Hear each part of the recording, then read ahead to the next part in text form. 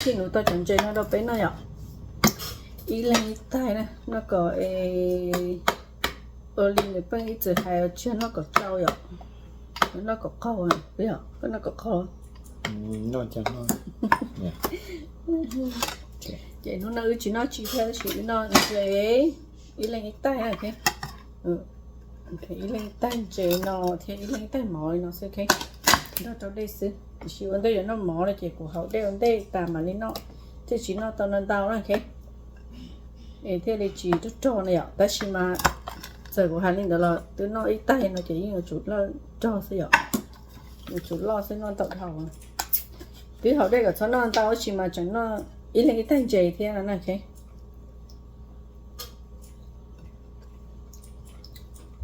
John Jay nó nụ bể ở California đó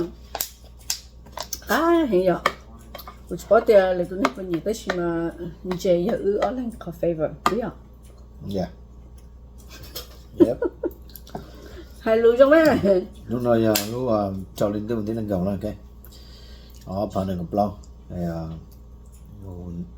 ocean to ocean lo thì chỉ chăn lá thì chỉ tàu nó mỏi lúc này thì mua còn nó cho là chạy theo ôngพ่อnày cái là chỉ nó từ giờ chưa mong giờ trong cái mong này giờ nó là nó này chẳng phong dư cho cứ cho tin lên từ tao nói chẳng trẻ nó là nó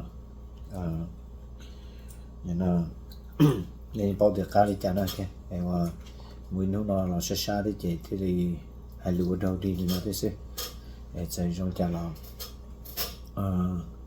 nó một sợi đặt sợi giò cả mua chỉ trong một món mông cái này cái mà nước từ tàu sai rồi họ nói giờ nó cho lên từ mình thì đánh gạo này cái hệ trong xe này cái ở phần này gặp lâu này cái ấy giờ nó chân xe nó chỉ trái pla là chỉ đi lên nói tay sẽ họ lên tiền giờ tùy dân này cái okay. Chân trên nó chỉ nó lúc chân cho nó vậy nó lúc chân cho vì thì tí ở một đâu nhớ đâu là lúc stay nè thì cho nó rồi nó có cái câu kia nó vậy biết không nào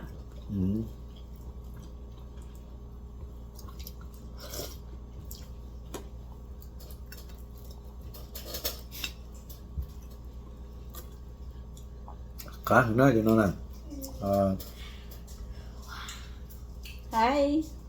She finished her bottle. Oh, she finished? Yeah. That's good. chân trên nó về như chip hay nè Hi, honey. nụ to xong rồi chơi How are you? muốn rửa đây Mình chỉ muốn nào. thì cả vào trong có dê số dê trên đó sẽ chơi các chị đến nọ nè Just cozy. chị đến nọ sẽ chơi kỹ chơi nọ sẽ nè rồi mà muốn cho bắt xa nhân xài thế cho xài những đồ chơi đây chạy bắt chơi sẽ nè thế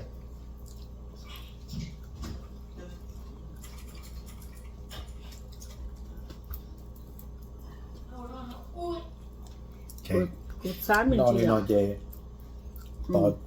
inside nó chơi bắt chơi sẽ nè cái tự nhiên nó thế đó chỉ cho cụ về của họ chỉ nó thôi cái tự nhiên nó diễn tên nó bắt xa lại nó to này cho hay là những kỹ cả linh gì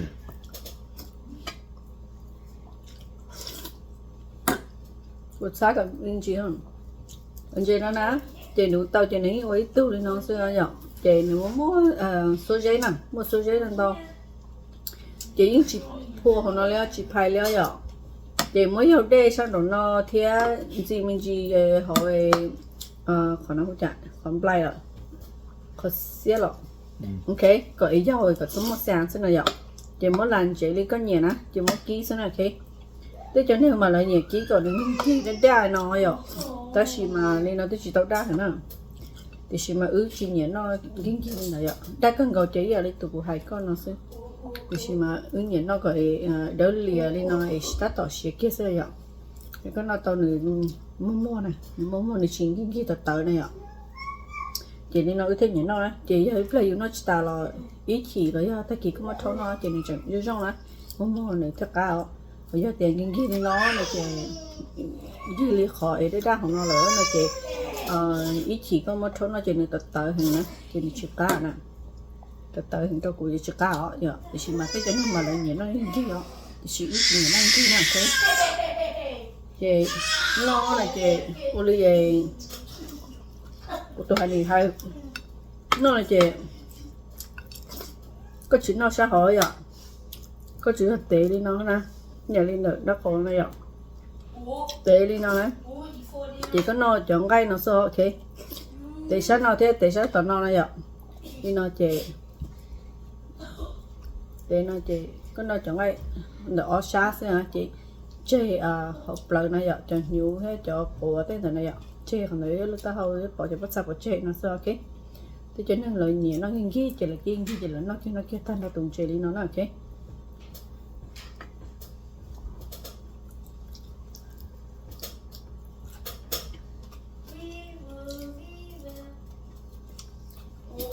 cho nó non là chị nhưng mới đến nó là chị chỉ cá một cái mất tế nó vậy thì cũng thấy nhiều mất tế chúa nó nói thế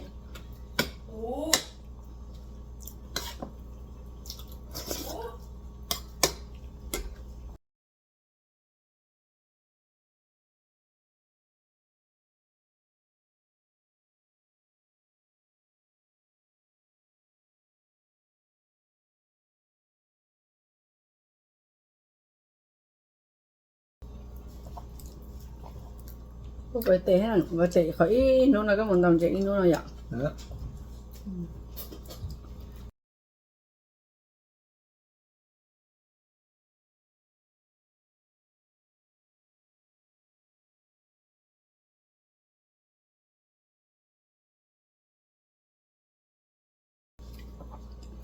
thôi nó cũng cho mà nó toàn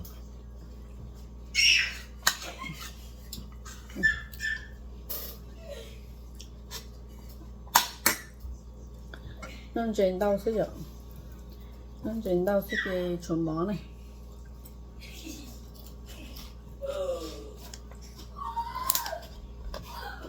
chọn trên nó nếu chỉ mua bớt xay cái này chọn cái rồi nếu chỉ mua bớt xay nó họ tụ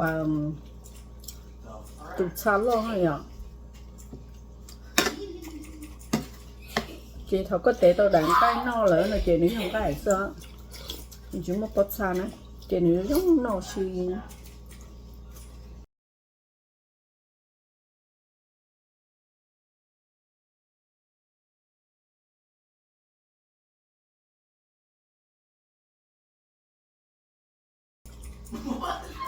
nên tự nhiên nó là gì tôi xa và nor nhiều đi cả nó cái được có cho bóng môi nha cho nên khó chơi như mua thôi được có cho những món còn chơi nữa không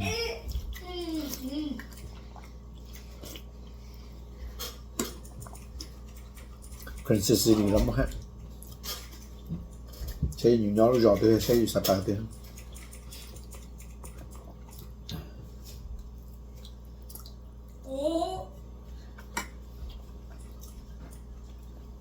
nó từ xe là nó trong xe nó nó giống hả nó trong xe bây giờ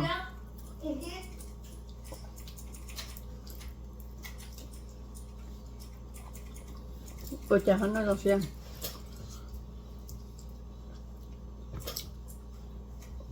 cá này chị nó giống mà bây giờ để cứ chỉ mất chút lò chơi đi nè làm gì kỹ nó nè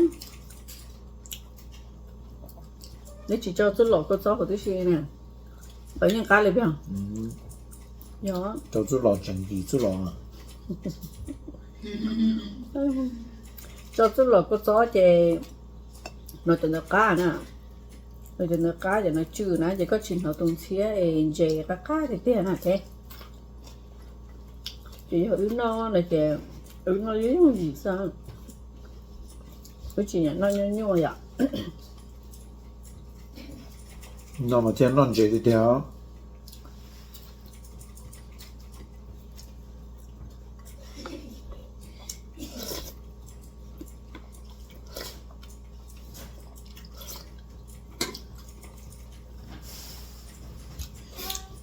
Hai. Cái chip là. Cái chip là. Thế nó. Con nên chém này. Chính không?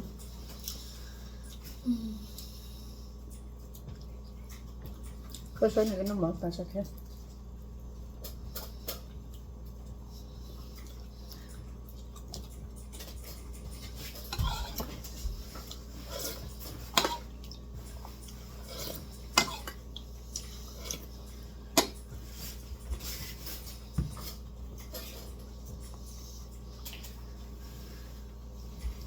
Nên chứ tao sẽ chạy lù lên.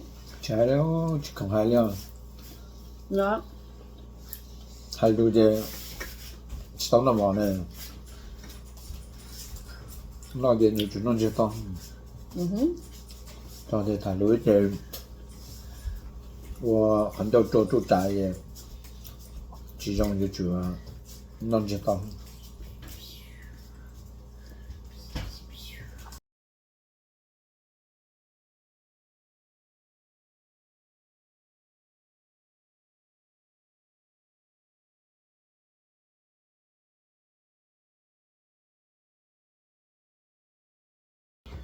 像这个呢，因为就专门这了，从一九家呢，像这呢，就好点，对了导选了呢，这个专门这了，it's OK。从我招呼就是嘛，招呼的去干掉，而且有点有点招个，寂寞受累了。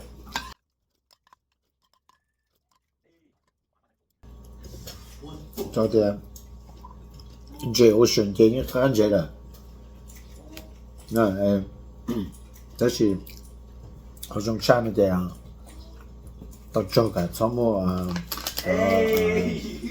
受累是，同在给，同这个整起烂这了，因为看这了。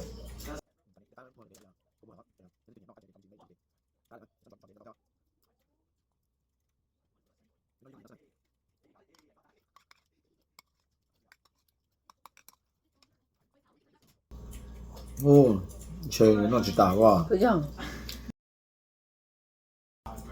Nó có chính nhau phần lên để nó ạ.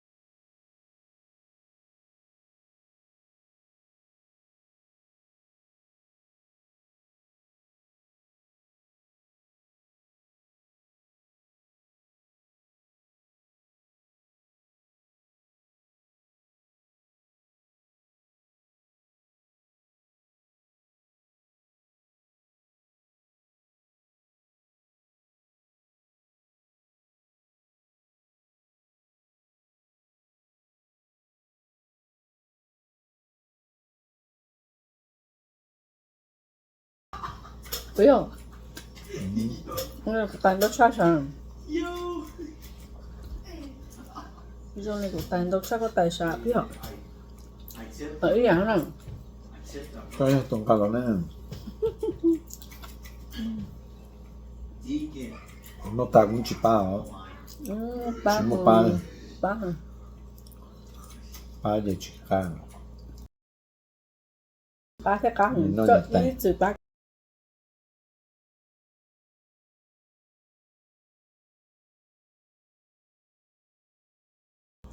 Của tôi hay nghĩ từ ba của nó chỉ ta là số Thổi giả lên cho tay, thổi lên tay nó mà chỉ một ba hả? Nó chỉ ta vềอยู่nóอยู่sao? nó Nó ba là để chỉ phải. giờ đi chơi có chụp bác của cái Sunshine. ít chụp bác của này Chỉ bây giờ là nó có chụp bác của tao ấy nó自己去办了。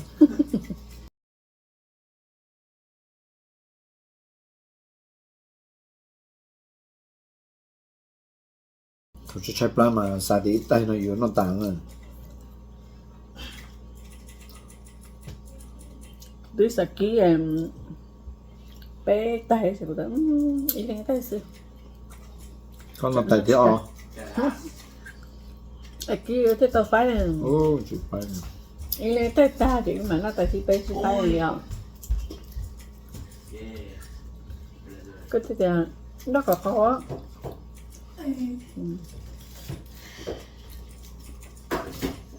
khi để nó có khó đó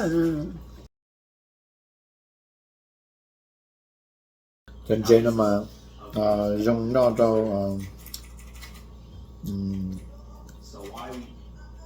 จนเนี่ยเขาได้หัวใจนั่นมันนอกเที่ยวเขาได้หัวใจใช่ไหมโอ้ชนกับไปนะจะมา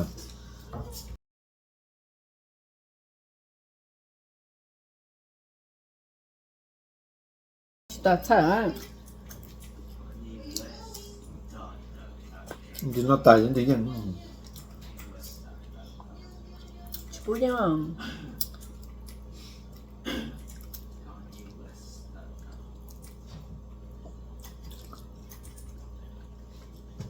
trong tía ấy lo cái nó tàn chẳng chê mê mà nữ nó chỉ tàn nhưng mà chẳng ต้องใช่ไหมตัวซ้อเจมาลุงกูตายเนาะที่มั่ว nên có tua ช่างตัว phải không ใส่เตยจะได้โจทย์ตัว phải không nó tái mà sửa cho tương chê ạ แซ่ตัวเจ้าแซ่เจ้าตัว phải không What? một phần bỏ non Why Thế did you do laundry? như chúa lên nó rất nào một tiếng nó phải hành xà cho cô hơi chúa đâu chắc có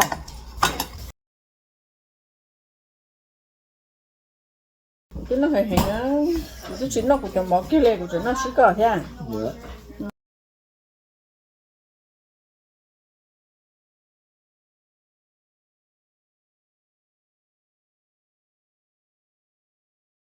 cái con tay tiêu đây đó cái chuyện nó của tay à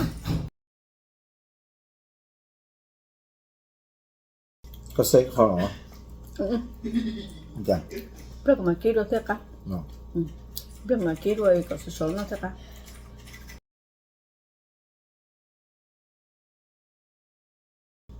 cũng chỉ số hàng cái này chơi tụi bạn thì có nó tạt xe đó nó สอนเราแต่มาชัว Okay, bro. ถ้าจับได้เจ้าตัว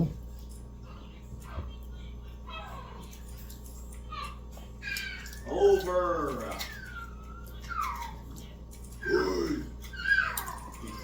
That's crazy. rồi chơi nó mà có nó chỉ đi nó là cá có mỗi chơi tôi lòn chu là cá chuyên chu vậy sự vậy Hey, okay. West. Hey. chu cái sự giờ cái con này ạ ý là luôn á họ có món hầu chơi tôi lõi đò khía đây là cá nó có chuyện chơi tôi lõi đò chơi cho cái mà cá là cá cho cái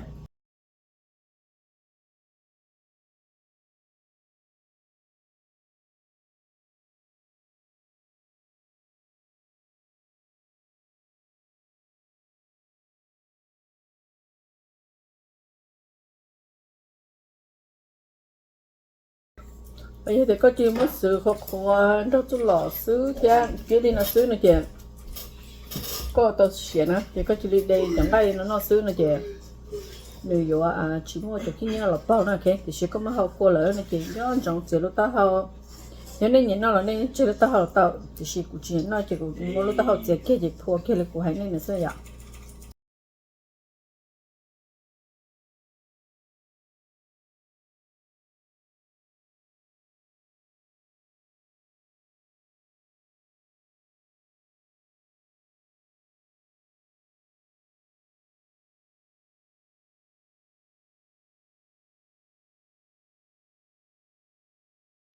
Cô nói đi là chè của nhìn nó hồ hồ vậy. Chị ấy thì chỉ muốn này thế nó hồ vậy, chỉ mà của nhìn nó khỏi tiền chỉ cái gì nè, ok? Nó có tiền chỉ cái gì vậy thì ít nhiều hiểu tí cho nó dùng này ạ. Cho khỏi bên nó sẽ chắc cái gì này ạ. Thì chẳng không muốn chắc cái gì thế này ạ, cho khỏi tiền bí lâu rồi nè. Thì giờ tối nó tới giờ cho cái gì chỉ mà đi những cái gì thôi ạ. Đi cái gì mà là nó mua cái gì thế này chỉ bỏ cái lý thế. Tức là khỏi cái gì thì chị cho vô trong chán này ok.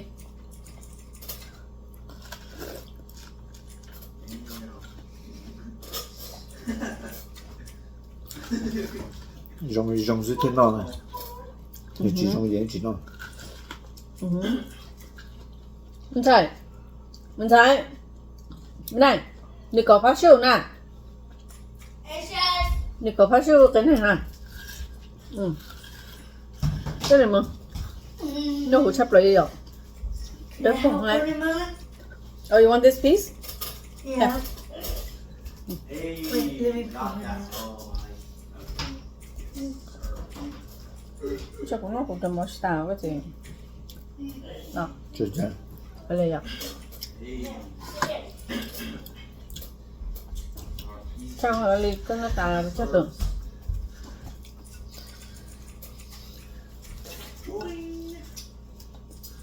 Thấy 5. không? Yeah, 6. 7. 8. Đi vô tôm mò mà nè, tôm nó, nó cũng đâu cơ.